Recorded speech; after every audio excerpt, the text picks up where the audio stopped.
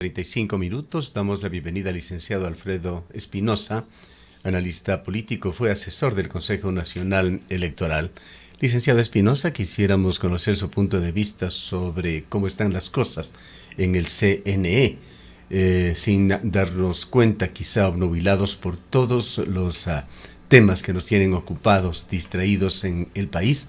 Sigue adelante un proceso que tendrá un punto culminante en apenas aproximadamente un mes y medio, tiempo en el cual los ecuatorianos retornaremos a las urnas. ¿Cómo ve usted la situación actual del CNE? Muy buenos días, Gustavo, Rosana, un placer dialogar con ustedes. Un saludo cordial a todos los seguidores de Antena 1. Bueno, es un proceso electoral con sus particularidades. No todas las elecciones, por más sistemáticas y seguidas que éstas sean, se parecen.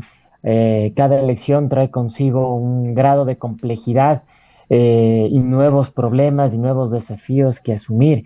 Sin embargo, en medio de estos elementos distintivos de cada elección, creo que hay un continuo y ese continuo es la presencia prorrogada de las autoridades en sus funciones, presencia que ha sido avalada por un criterio de procuraduría un tanto express, un tanto a la carta, para poder sostener la presencia de los 5 consejeros, más allá de cualquier desaveniencia que pueda existir en el ejercicio parlamentario del Pleno del Consejo Electoral, desaveniencia personal, no programática y tampoco política.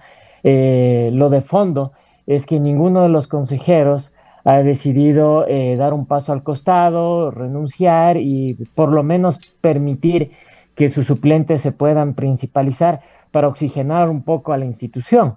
En medio de este escenario, claro, en una consulta popular con tendencias tan polarizadas, tan polarizantes, con actores políticos que buscan legitimar su presencia en el poder y otros que buscan ascender a él, la presencia del Consejo tiene que ser o debería de ser la de un árbitro independiente y no la de un jugador que busca de una u otra manera inclinar la cancha para uno u otro equipo.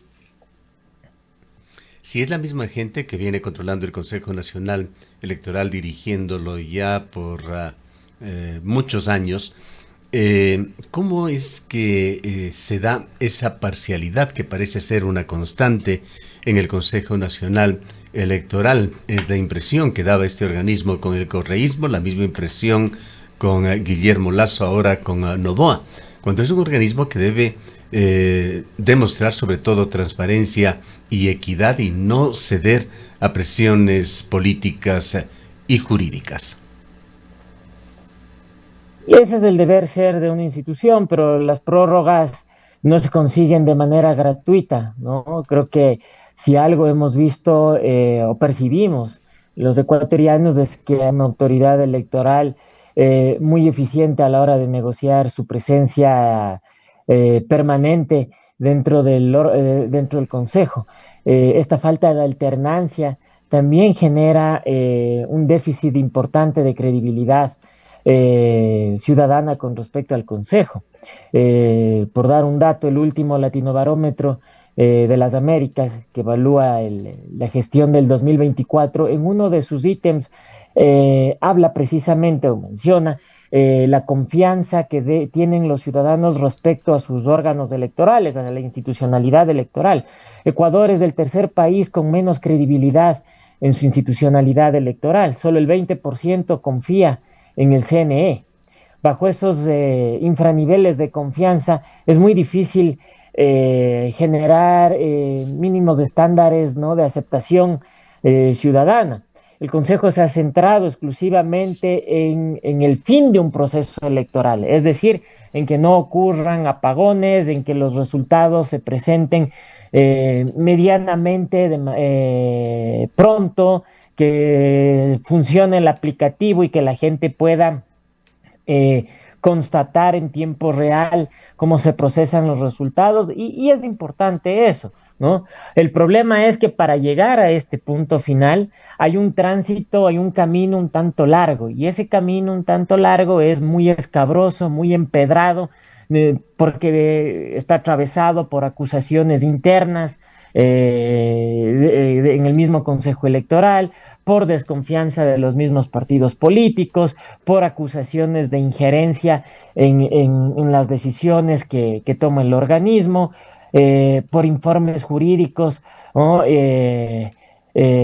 Atrasados en unos casos y otros que aparecen de manera sorpresiva y por un accionar muy emparejado con las políticas que hoy está implementando el gobierno central.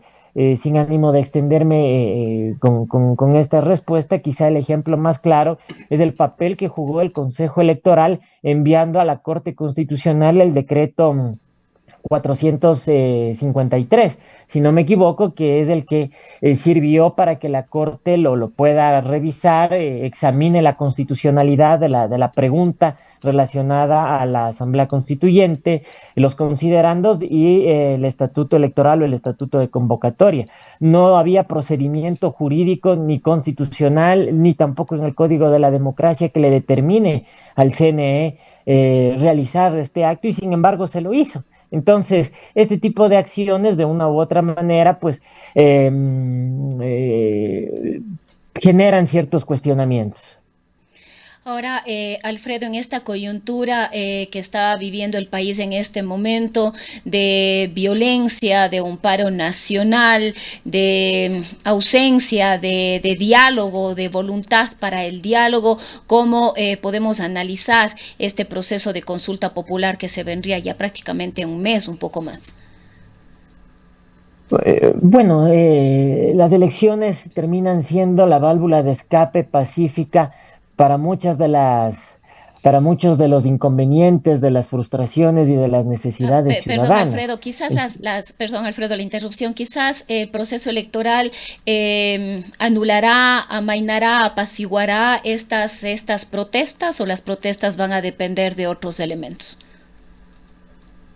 Y yo creo que el proceso electoral puede ser el espacio en donde desemboque mucha de la inconformidad ciudadana. Es decir, realizar medidas de ajuste, por más necesarias que sean, aunque poco dialogadas y consensuadas, realizar medidas de ajuste y luego acompañar estas medidas de ajuste con un fuerte contingente militar en las acciones que implementa el gobierno, incluso a costa de la vida de los ciudadanos, me parece que incidirá de cierta manera en los resultados que se presenten. No te podría decir si va a perderse o no la consulta, pero me parece que los ciudadanos van a reflexionar aún más qué tipo de país que anhelan, ¿no? ¿Qué son las constituciones? ¿Qué son las consultas populares? Estas no se hacen en una mesa chica por un grupo de amigos para decir quiero una constituyente o hagamos una consulta. Forma parte de un consenso social, de una planificación estructurada para tratar de resolver aquellos no críticos que han sido superados por elementos de índole social, política, en el actual contrato social que existe hoy entre el Estado y los ciudadanos, que es la Constitución del 2008. Sin embargo, particularmente no veo que exista esta necesidad apremiante, ¿no? Y resuelta por cambiar la Constitución del 2008 para mejorar algo. Me parece que se está jugando lastimosamente a este papel desastre para tratar de diseñar un nuevo traje pequeñito, ¿no es cierto?, a la medida de quien circunstancialmente está en el poder y que de esa manera se puedan acomodar algunos espacios y algunas fichas institucionales. Pero más allá de eso, no veo que haya incluso un horizonte narrativo de cambio. Es decir, ¿por qué vamos a cambiar la constituyente? ¿No? ¿Por qué vamos a cambiar la constitución? Perdón. No veo que exista una discusión sobre eso. Seguimos entrampados en una discusión sobre es necesario o no que haya una constituyente, pero no veo que haya este salto cualitativo. Y no existe ese salto cualitativo porque no se sabe tampoco qué se va a cambiar. Entonces, solo hay mucha retórica, esto es correísta, esto es chavista, esto es... Pero más allá de las etiquetas, no hay que cambiar, no, o al menos no nos dicen qué cambiar. Entonces, habrá que ver si en realidad esto va a generar un cambio trascendente para los ciudadanos o si por el contrario eh, es un retroceso en materia de derechos, en materia de progresividad, si no es un contrato social, sino más bien es la entrega de un cheque en blanco para tener casi poder absoluto. Entonces, habrá que ver cómo se estructura esto. Ahora, en las consultas populares, usualmente se propone la pregunta, pero también hay anexos y a veces Así es. anexos bastante voluminosos. ¿Qué hay con respecto a la regulación para esta consulta popular? Es decir, ir a una constituyente, pero debería esta pregunta traer anexos, pues como usted ha señalado, esas iniciativas, eslogans o como se lo quiera llamar, de devolver el poder al pueblo, de liberar al país del secuestro institucional, etcétera, no bastan. Debe tener una idea de qué es lo que está proponiendo el gobierno de Noboa como nueva constitución para que se pueda tomar una decisión razonada sobre el tema. No se trata de un acto de fe, sino una decisión que va a tener un profundo impacto en el futuro político del Ecuador. Así es, totalmente de acuerdo. Me parece que hay que secularizar un poco, por decirlo de alguna manera, el ejercicio de la democracia directa, para que no sea este acto de feligrés que asiste ni siquiera a la iglesia, sino a la mezquita, para, ¿cómo se llama?, para validar su fidelidad al poder. Me parece que hay que dar un espacio un tanto más ecuánime a esto, es decir, la racionalidad que está detrás de un ejercicio de consulta popular y más aún cuando éste pretende una asamblea constituyente, es precisamente el de justificar cuál es ese problema que las instituciones del Estado hoy en funciones no pueden resolver, cuál es esa crisis por la cual atraviesa el Estado que no encuentra una solución por la vía ordinaria. Y la Corte Constitucional de manera muy inverosímil, hay que reconocerlo, ha dicho se van a eliminar o se sugiere eliminar 13 considerandos, ¿no? De ese sustento para dar elaborado por parte del gobierno, para dar vía a la pregunta que busca la Asamblea Constituyente. Si se eliminan si se eliminaron esos 13 considerandos, si se eliminaron dos artículos, uno relacionado los números 4, 5 y el 9, relacionados al número de legisladores, porque no cuadraban las sumas de los 80 legisladores, había al menos el doble dentro de la propuesta del gobierno, y otro relacionado al régimen laboral de esta constituyente. Si se elimina todo esto, es porque no existió la necesidad jurídica de lanzar una pregunta relacionada a una constitución, pero la Corte decidió dar paso, ¿no? Ese es el ambiente en el que estamos, hay un presupuesto de 60 millones de dólares, habrá que incorporar dentro de la papeleta electoral de las dos preguntas, de la pregunta relacionada a las bases militares y aquella que habla del financiamiento de la política exclusivamente relacionado al fondo partidario permanente, es decir, a la plata para el funcionamiento administrativo, logístico y de capacitación que reciben no todos los partidos políticos, sino algunos pocos, ¿no es cierto? A esas dos preguntas habrá que incorporar esto en la papeleta, ¿no? De ahí lo que se espera es que exista un espacio medianamente idóneo en donde todas las fuerzas políticas puedan hacer campaña sin que exista el obstruccionismo institucional del Consejo. Alfredo, otro tema que no deja de ser una preocupación, de hecho ya es una preocupación el hecho de no saber hacia dónde mismo vamos con esta constitución, con esta nueva constitución que se construiría, no está nada claro al respecto, pero otro tema que se añade a esta preocupación es cómo va a estar conformada en una coyuntura de polarización radical, digamos así, esta nueva asamblea constituyente y quiénes serán esos asambleístas que van a estar o van a tener esta enorme responsabilidad que es la de redactar y construir una nueva constitución. Claro, es un tema muy complejo porque los requisitos para ser asambleísta constituyente son exactamente los mismos que en fondo y forma, los mismos que presenta cualquier candidatura para una asamblea nacional, para un legislador, sea nacional o de provincia. Entonces, al no existir esta diferencia cualitativa de requisitos en probidad, digamos, buscando que ciudadanos que se destaquen, etcétera. Lo único que vamos a estar es a expensas a la buena voluntad de los partidos políticos, es decir, a que ellos deseen, entre comillas, poner a sus mejores hombres y mujeres, o no, porque no hay nada que prohíba eso. Entiendo que el razonamiento para esto parte de dos líneas. La primera es que no existe nada normado desde la Constitución de Montecristi, no hay nada normado en términos reglamentarios para el proceso de escogitamiento, de conformación de las listas. Es decir, no hay requisito alguno, sino más allá, sino el único que es ser ecuatoriano y tener 18 años. Uno. Y dos, al no existir este requisito, entiendo que el gobierno eh, si incluía, digamos, más temas ahí, más requisitos para ser legislador, posiblemente la Corte le hubiera observado ese tema. En todo caso, creo que el espacio es muy complejo porque hemos visto el nivel de debate que hay dentro de la Asamblea Nacional, la conformación de las bancadas, las líneas argumentales que expresan algunos legisladores. Entonces, un espacio con 80 personas dentro de una Asamblea Constituyente pretendiendo redactar una nueva constitución, en lugar de ser una solución, puede terminar siendo un problema que traslade, ¿no?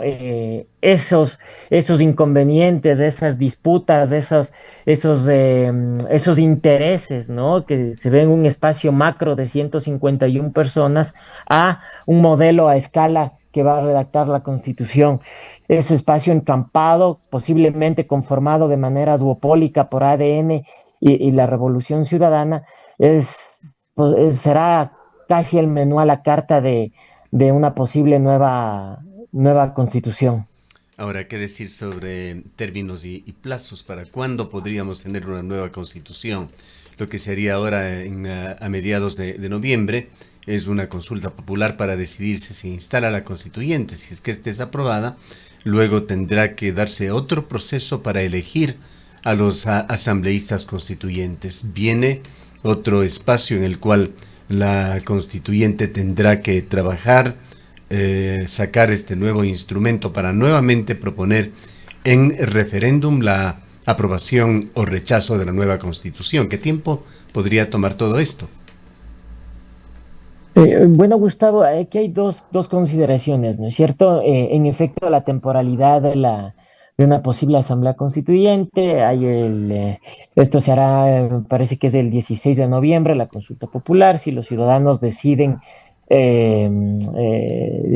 avalar con su voto esta pregunta, a inicios del siguiente semestre tendrán que convocar a elecciones de asambleístas constituyentes, más o menos entre febrero y abril del siguiente año.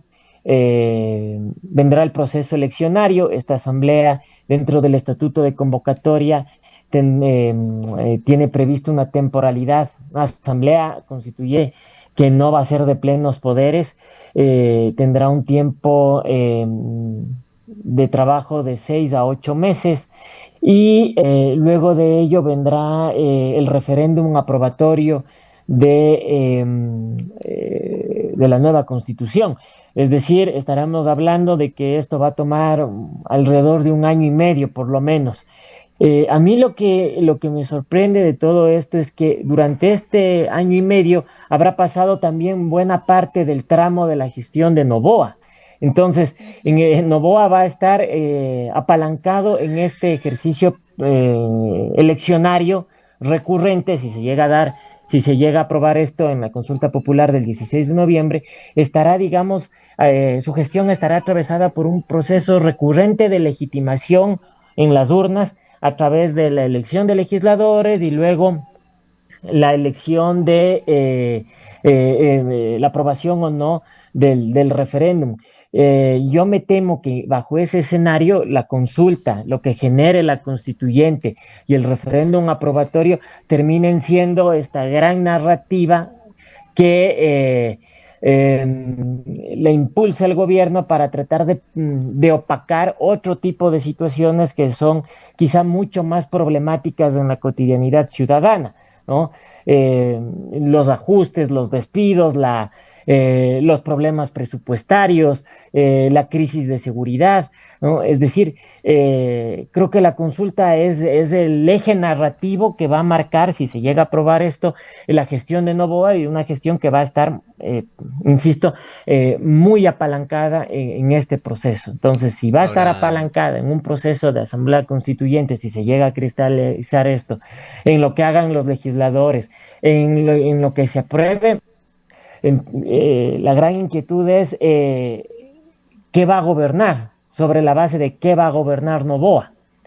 Entonces, creo que más bien es un intento por ganar tiempo y sostener la administración, esta administración, para que se puedan cumplir los 3, 4 años pendientes y luego, claro, saltar a un proceso de reelección si es que así también lo aprueban los ciudadanos. finalmente, analicemos al licenciado Espinosa qué pasaría en el caso de un no, o de un no que podría darse en dos instancias. El uno sería el 16 de noviembre, si es que no llegara a aprobarse que se instale una constituyente, y si es que sí se lo aprueba allí, pero cuando se ponga a consideración la Carta Magna, esta tiene también la posibilidad de ser rechazada. Analicemos estos dos escenarios con un triunfo del no. Bueno, un triunfo del no, Gustavo, sería un sacudón para Novoa, para su gestión política, para su gestión comunicacional. Un no, bajo la línea argumental del régimen, sería un fraude, pese a tener incidencia dentro de la institución electoral. Un no, un triunfo del no en la pregunta de la consulta, sobre todo en la pregunta de la Asamblea Constituyente. Y si se llega a cristalizar esto en el referéndum aprobatorio, sería visto como un fraude, como un triunfo del correísmo que englobaría lastimosamente a todas aquellas voces críticas que no necesariamente están coaligadas ni de acuerdo con Correa ni con el correísmo. Entonces, eh, creo que sería la pérdida de legitimidad del gobierno y una alerta muy importante de parte de los ciudadanos, ¿no? El gobierno ha sostenido eh, lo poco de su gestión, la ha sostenido en base a la narrativa del triunfo electoral. Como yo gané las elecciones y ellos perdieron, entonces no tienen capacidad ni de diálogo ni de acción, son prácticamente anulados, ¿no? Es ese otro ausente que no gana elecciones y por ende es deslegitimado. Pero creo que el gobierno entraría, digamos, por decirlo de alguna manera gráfica, entraría en esa fosa común de las derrotas, ¿no? Y en esa fosa común de las derrotas, que no es nueva, también ingresaron en su momento Lazo y otros presidentes, ¿no? Una cosa es el momento en el que se hace la convocatoria y otra cosa es el momento en que se va a elegir, ¿no? Uno fue el momento para preguntarle a los ciudadanos y generar la discusión, que fue, claro, fue posterior fue anterior al diésel la discusión, a la eliminación del subsidio al diésel, pero vino ya la medida de ajuste, vino el paro, estuvo cruzado por la marcha en defensa del agua. Entonces, me parece que estos procesos electorales van acompañados a su vez de una reactivación del movimiento social y ciudadano eh, que de una u otra manera también, digamos, expresará su decisión en las urnas. Habrá que ver incluso cómo se dibuja cómo se grafica porcentualmente el mapa electoral de cada provincia, apoyando o no las tres preguntas del gobierno en el escogitamiento de legisladores, y posteriormente, si llega a existir esta constituyente, aprobando o no el referéndum, porque eso podría contrastarse plenamente con las provincias en las cuales ganó el gobierno y evidenciar si se mantienen o no los apoyos en esas provincias, si esto se ha, digamos, si esto se ha achicado de las diferencias, ¿no? Porque también marca, digamos, el proceso de legitimación del régimen. No es lo mismo ganar con 10 puntos arriba que ganar Bien, con 2 o 3, le agradecemos ¿no? mucho. El tiempo se nos ha agotado. Gracias por su análisis. Gracias a ustedes. Lo cierto es, y que no hay duda de que en caso de que se pase este primer escollo en cuanto a la aprobación de la consulta popular, si es que vamos a una Asamblea Nacional Constituyente, ingresaremos en una incertidumbre de aproximadamente año y medio en Ecuador. Han escuchado declaraciones del licenciado Alfredo Espinosa, analista político, ex asesor del CNE. Son las 8 de la mañana con 1 minuto. Por años trabajé como chofer de un taxi.